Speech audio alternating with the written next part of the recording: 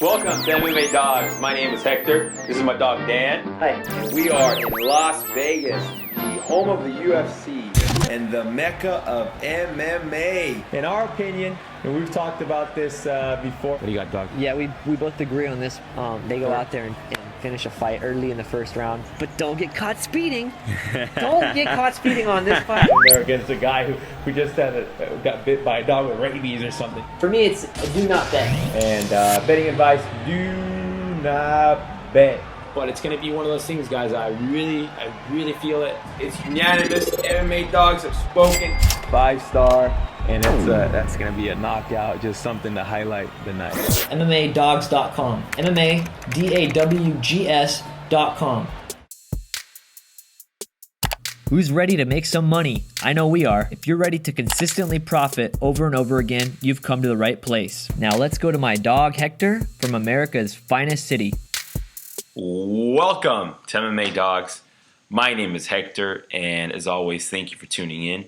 Now, if you're watching this video before UFC 170, that means that you are a client. So thank you, and we appreciate your business.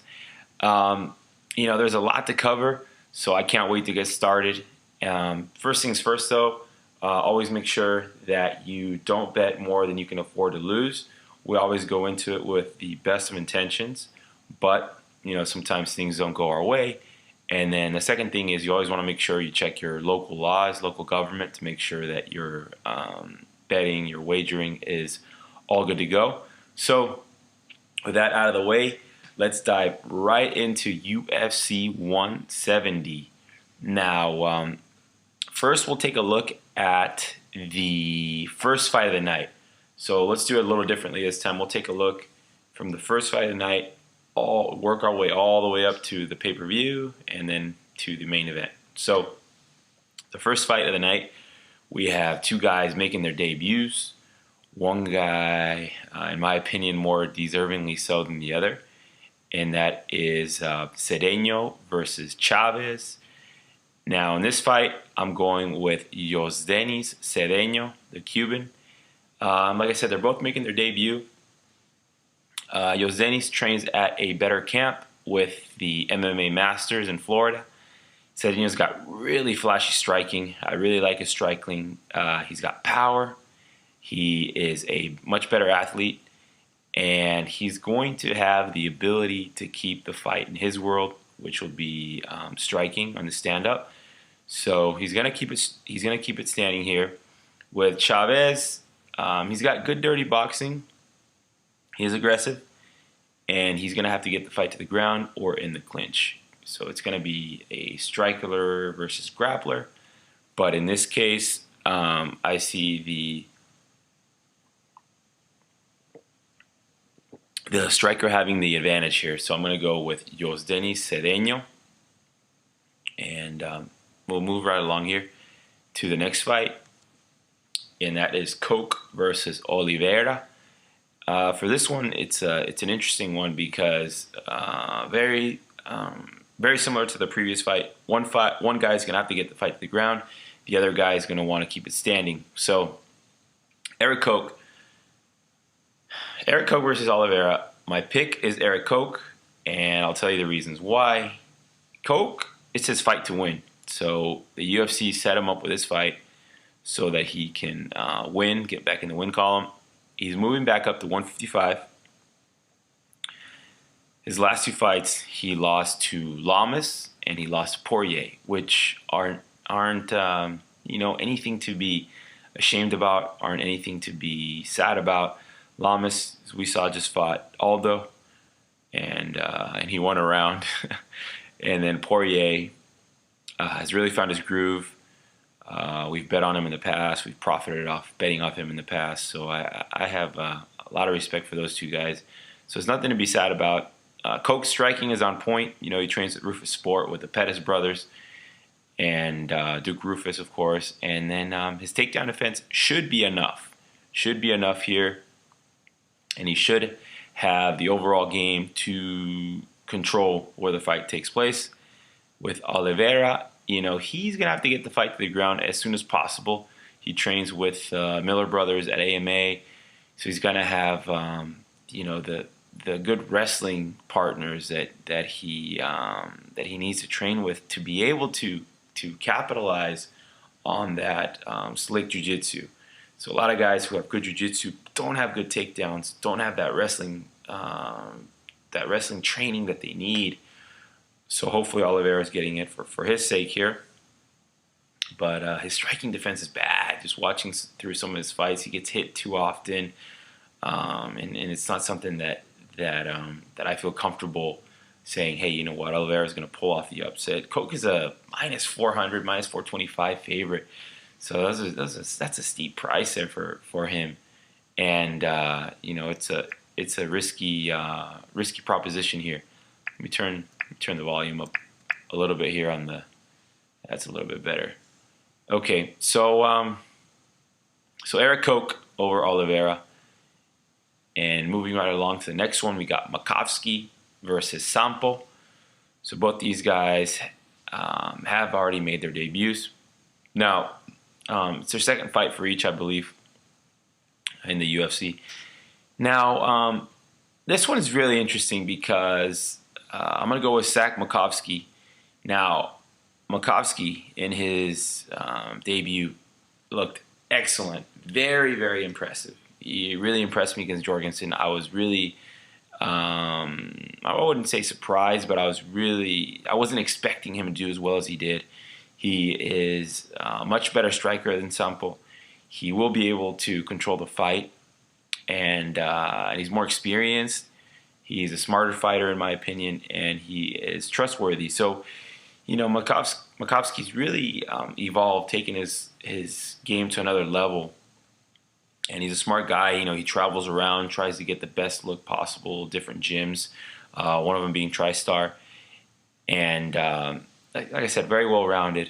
Sampo, he is very good on the ground, so he's got good wrestling. So in this case, he's going to have to get the fight to the ground as soon as possible and grind it out. The only thing holding me back from betting on Makovsky, fun size Zach Makovsky, is that from watching some of his earlier fights, he can be, in his earlier fights, he could be a bit flaky, in some of the opponents he would fight. And then as I watched some of his newer fights, that's where I started gaining the trust in him and saying, hey, you know what, this guy might be worth a bet. In the end, he just barely fell off for me. So he didn't make the final cut, but I'll go over that as we get to the bets. And then for the next guy, looking through my notes here, we've got Sterling versus Gibson. And both these guys are making their debut. Both of them taking the fight on short notice. Now, I'm going with Aljamain Sterling. This guy is taking the fight on 4 weeks' notice as opposed to 2 weeks for Gibson. He comes to the UFC with a lot of hype. So he's got a lot of hype behind him. He's got explosive wrestling, really good wrestling. He's training his jiu-jitsu to go along with that wrestling at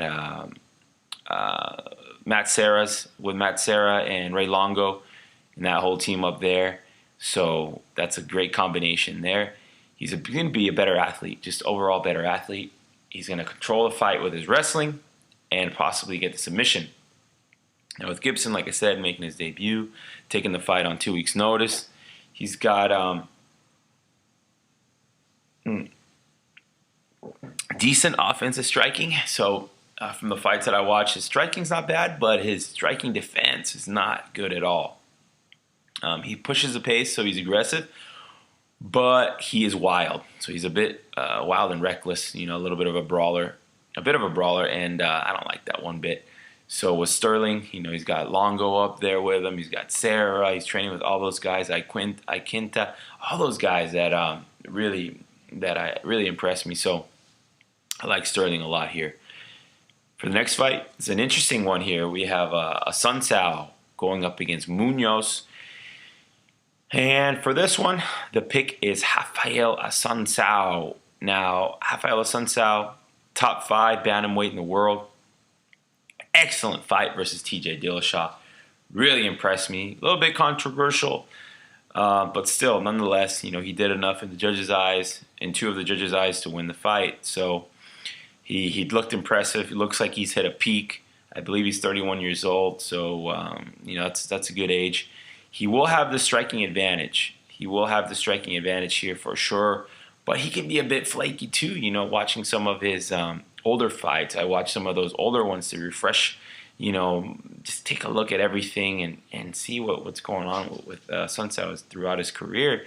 And some of those fights, man, I did not like what I saw. But like I said, most recently, I think he hit a peak. Now with Munoz, it's a little bit too much too soon. And he's taking the fight on short notice, making his debut. He comes in hyped. He's got a lot of hype being a Black House fighter, Ed Suarez being his manager. And he's going to have to get the fight to the ground. So he's going to need to get this fight to the ground. And even then, Assuncao is going to be able to hold his own. So Assuncao, one of those guys that just, for me, I'm going to go with him for the pick. But as far as trustworthy and being somebody that I feel like, hey, you know what, this guy is a lock or as close to a lock as possible. No, I don't think so. But he'll definitely be the pick. And the next fight is a very interesting one. Very interesting. We have Alexis Davis versus Jessica Evil Eye. And for this one, I'm going with Alexis Davis. She's going to have a big-time ground advantage. Huge ground advantage. Davis has good striking. She's very aggressive, very confident. Although she can be a little bit messy. She can be a bit messy on the feet at times. But man, her wrestling, her ability to control the fight is something that has impressed me. And with Jessica Eye, unfortunately for her, she's having a lot of personal life trouble, with her dad and his cancer and the whole drug test debacle and that whole thing that happened with her. In her most recent fight, after her most recent fight, and then with taking the whole thing, taking the whole picture, the disadvantages and the ground disadvantage, the personal life trouble. Most people crumble when those types of obstacles. Most fighters crumble when those things arise, and very few can turn it into an advantage. Jessica does have the striking going for her, so she's gonna have that advantage. But it's just going to be very tough for her to win this fight, in my opinion. So I like Davis a lot here in this one. All right, so we get to the pay-per-view. So we get to the last 5 fights. So the main card here, and the first one leading off the pay-per-view is going to be Robert Whittaker versus Thompson. Now, in this fight, I'm going with Robert Whittaker. Whittaker has shown me powerful boxing, held his own against McGee, lost a split.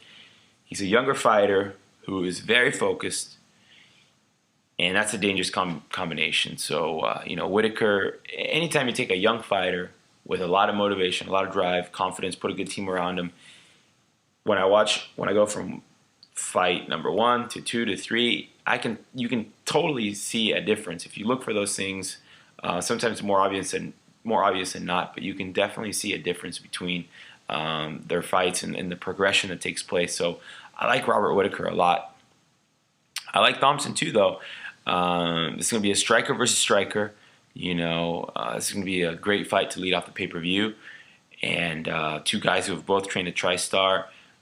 Thompson and his striking background, those excellent kicks. But the cardio, for me, is a little bit concerning watching Thompson in the 3rd round. He slows down big time. And Whittaker has shown us excellent cardio. So I like a slight edge here to Whittaker. For the next fight, we got Waldburger versus Pyle. I like Waldburger.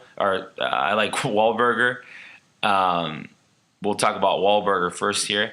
So Waldburger, now he needs to get the fight to the ground as soon as possible. So as soon as he gets a chance, as soon as the bell rings, he needs to go in there and get the takedown. Waldburger, very much like Whittaker, he's going to be the younger, focused fighter. And that's a dangerous combination, anytime you get those two things. Focused fighter, younger, just, it's a good position for these guys to be in to be on the pay-per-view, to be in the opportunity to make a good impression on everybody. The only thing that concerns me about Waldburger is his chin. So his striking has improved. It's not world class or even great or good at this point, but it's serviceable. You know, it's enough to get the job done. And but his chin, you know, he's chinny. You know, I don't like that. With Pyle, I like Pyle, but he's 38 years old now. You know, he's 38, going up against a 25-year-old. Pyle is crafty, he's experienced. You know, he's gonna have the striking advantage for sure. But I see TJ getting that takedown and getting that submission. So gonna go with Waldburger on that one. And then we got the last three fights, and these are very good fights.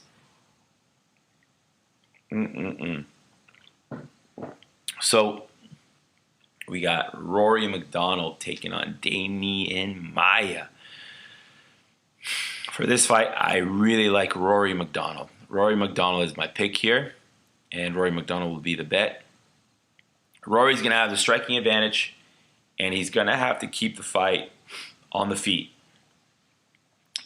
Unless he wants to get the takedown and play it real conservative, but that would not be my advice for him. You know, he's got to stick that jab out there, keep him at bay, keep him away, box him. Takedown defense for Rory is excellent. He's got really good takedown defense. He trains at TriStar, obviously, with GSP. GSP's out of the picture now. And he's out of the picture, but he's still in the gym. He's still in the gym training with these guys, and you betcha that McDonald can hold his own against GSP. He's going to come in possessed after. He was just absolutely possessed after his loss to Robbie Lawler. You know, that was a very close fight, and but he lost. And when younger fighters have a loss like that, and they have the mentality and they have the ability and the team around him that Rory does, they come back from it, and they are better than ever now. With Maia, 36 years old, going up against a 24-year-old in Rory. You know, we know about his jiu-jitsu, but he looked lost versus Jake Shields. I mean, he just looked like somebody who didn't know what the hell was going on out there. And up until that fight he had with Shields, he looked incredible at 170 pounds. You know, he looked very good. But, you know, at 36 years old, going up against Rory, Rory's takedown defense is excellent. And I remember what happened against Fitch, but Fitch is a totally different animal at that point in his career than Rory MacDonald. And I got to go with Rory here. I really like him here.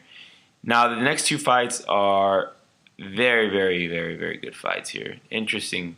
Very good fights because they're great fights to bet on. And we got Daniel Cormier going up against Cummings. Cormier will be the pick here. Daniel Cormier originally supposed to fight Rashad, as we know, and that was going to be one hell of a fight, man. I couldn't wait for that fight. But Evans gets injured. Now this Cummings guy steps on stage. Daniel Cormier is going to be better everywhere. Everywhere. A lot of people are making a lot of hype about Cummings wrestling or his gymnastics. No. Daniel Cormier, better everywhere. Trains with, let's not forget, I think a lot of people are not the smart people, but just basically watching the way the UFC is promoting the fight. And it's, of course, their job to promote it a certain way. But let's not forget that Daniel Cormier trains with Cain Velasquez every single day. Every single day they train together. Trains up there at AKA. And he's going to have a huge experience, huge MMA experience advantage over Cummings. 13-0. He's fought good guys. He's beat good guys. He's knocked out good guys. Just the complete package, Daniel Cormier. He made weight, no problem. And then Cummings, you know, he wasn't even on the UFC radar. You know, this is an opportunity that he took to get into the UFC, who nobody else would take a fight. You know, Cummings was a guy who said, "Hey, I'll take the fight. I'm 4-0." If you look at the guys he's fought, if you watch his fights that he's had, you know, they're nothing to be excited about, other than if you're betting on Daniel Cormier. And you know, he was a walk-on onto Penn State. I know that, and he was an All-American 2-time. But you know, even that, taking that into consideration, there's no way there. So Daniel Cormier all the way there. And then for the main event, we got the main event in the house. Ronda Rousey. Rousey versus McMahon. For this fight, the pick and the bets are going to be on Ronda Rousey. Now, Ronda Rousey, what really impresses me about her is every time I watch her fight, every single time I see something more out of her. So I see constant improvement. You know, she's just just impresses me a lot. You know, it's one of those fighters who every time they come out, they just have something new that you see in them, something that you're just like, wow, you know, she is really good. She's super tough, very durable, has excellent cardio, huge heart, and it's armbar nation all the way. I mean, she's just an incredible fighter. And now that GSP is on his hiatus and Anderson Silva is recovering from his injury, the UFC needs a new star. You know, they need somebody new who can go in there, sell the pay-per-views, sell the hype, and Ronda Rousey's doing just that. With McMahon, she's 33 years old against a 27-year-old champ. It's been 10 months since she beat Sheila Gaff, who is not an impressive fighter at all. McMahon's going to need the whole 25 minutes to control Ronda Rousey, and that's going to be tough. You know, McMahon's game is wrestling. You know, we know about her wrestling. They can't stop talking about it. But let's not forget, if she gets that takedown, Ronda Rousey, it's going to be her world. You know, that whole judo, submission, jiu-jitsu, that's what Ronda Rousey's excellent at. And she's training with the Gracie brothers, and they're, you know, up north here, and she's just a total beast. So it's going to be too much too soon for McMahon, even though she is older. You know, she needs to fight some better competition in the UFC before she can really challenge. So Ronda Rousey all the way is a pick there. Now let's recap the picks here. So we're gonna go. Let's go 5-star, 4-star, 3-star. So we're gonna go 5 stars. So it's been a while since I've had a 5-star pick, but it's just too bad the odds aren't better. But he truly deserves it here, and that is Daniel Cormier. 4-star pick. She deserves this here too. I mean, she's just looked incredible. I really have a lot of faith in her, and that's Ronda Rousey.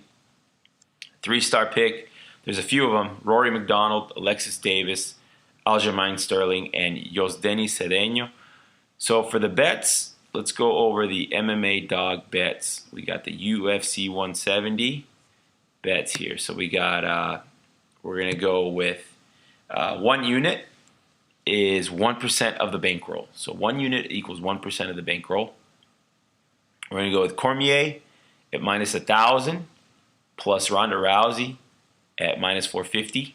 So that gives us -292. We're going to go with 6 units to win 2.13. Then we'll go with Daniel Cormier inside the distance at -150. 2 units to win 1.33. Ronda Rousey inside the distance -205. 2 units to win 0.98. Then we'll move along here. McDonald -330 and Cormier parlayed, so that gives us -233. 2 units to win 0.86. Then we'll take McDonald again, parlay it with Rousey. That gives us -171. 2 units to win 1.17. Then we'll take Sterling at -280 and Cedeno at -320. That gives us -128. 2 units to win 1.56. Then we're going to take Alexis Davis straight up, minus 150, 2 units to win 1.33.